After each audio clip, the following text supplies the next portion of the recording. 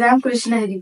आज षष्टीला एकादशी आहे. या दिवशी भगवान श्री विष्णू आणि लक्ष्मी मातेची पूजा केली जाते. या दिवशी तुळशीच्या पूजेला फार महत्व आहे.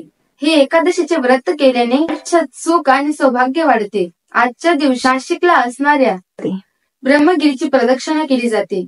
या प्रदक्षिणेची सुरुवात कुशावर्त कुंडामध्ये स्नान करून होते.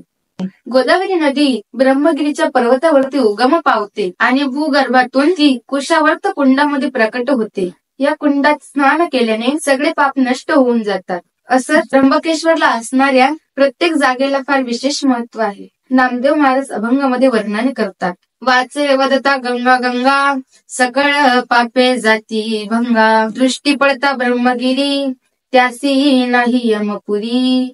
कुशावरती करिता स्नान, त्याचे वैकुंठी राहणे.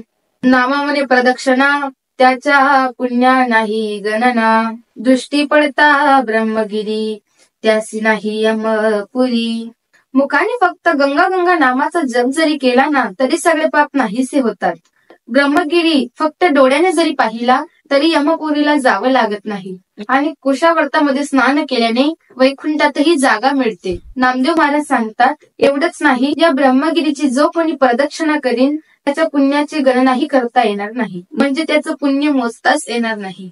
म्हणून आजच्या दिवशी अनेक भाविक त्र्यंबकेश्वरचे दर्शन घेतात, निवृत्तीनाथांचे दर्शन घेतात, कुशावर्तामध्ये स्नान करून ब्रह्मगिरीची प्रदक्षिणा पूर्ण करतात.